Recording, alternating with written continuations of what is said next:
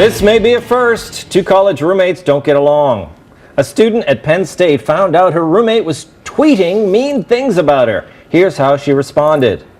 Jessie Jeannie explains, today I found all the subtweets my roommate has made about me, so I printed them out and hung them up in our dorm. Heart emoji. These are some of the subtweets she printed out. 2 weeks down and I already hate my roommate.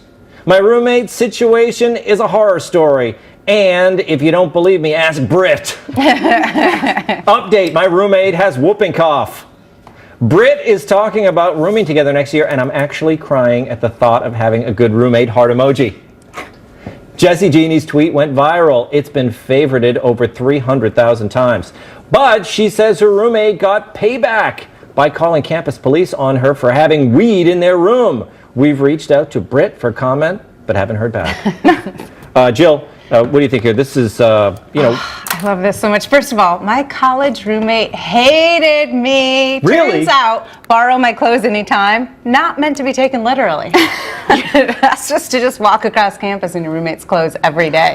She'll get annoyed. She said, borrow my clothes anytime. And I was like, okay, this is new. Let me just take the tag off and wear it. Yeah. I was styling that first term freshman year. You should have been. But She hated. invited you. Deeply hated. Look. Yeah. But my next roommate, I figured it out a little better. Also, I learned what subtweets are today. That's a tweet where you don't directly mention the person by their Twitter handle, and that way they're less likely to see it. So she didn't really want a roommate to see these, and yet she publicly put them on Twitter. So of course it's going to come back and bite her. It's true. Although I don't think you're less likely to see it. It's very easy to write shaloo in Twitter and see what people are saying about shaloo.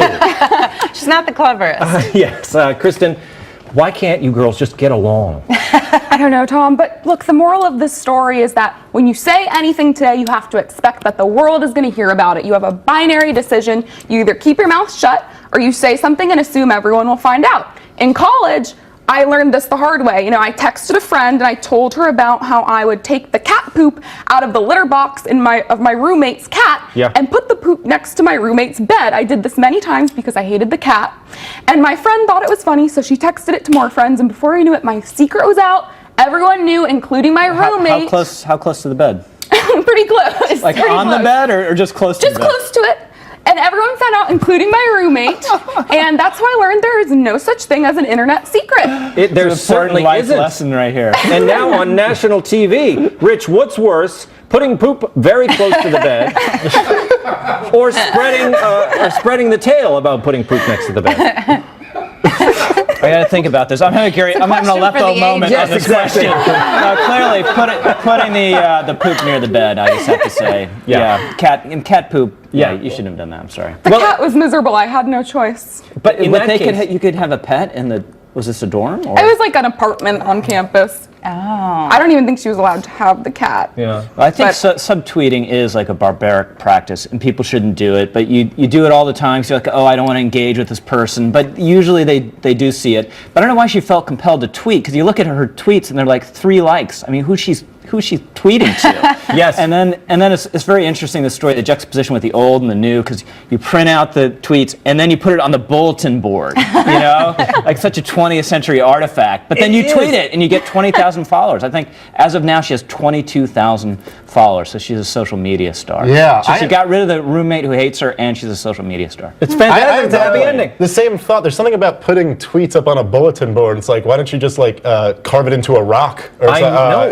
It's weird. It's old school. Smoke signals. At first, I did, when I first saw the tweets, I was like, this is probably just someone, like her roommate's probably not even that bad, and she's just being dramatic. But then when you told me the story about her ratting her out about having pot, I was like, yeah, her roommate kind of sucks. Yeah, see, that's a bad college roommate. I hope she goes and lives with Brett. That touches a nerve there, doesn't it? Yeah. Well, she's just getting, again, so what is worse is was the original tweets, which essentially they were not that public. She was just, she was in general terms. Or was it this thing that went super, how can she complain about subtweets when she's causing this viral project?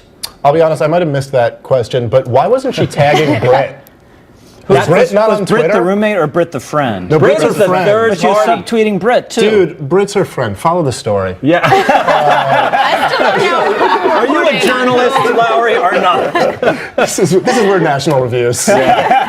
We may have to have Britt on next week. You know who you should really feel sorry for in the story, though, is the RA. Oh, Who's like between these two people, texting them to calm down, then she tweets the image of the text, and just on and on it goes. RA's trying to get an MA in psychology. Yeah. What am I doing? They're just trying to get cheap living, aren't they? The RAs. All right, coming up, a motorized suitcase.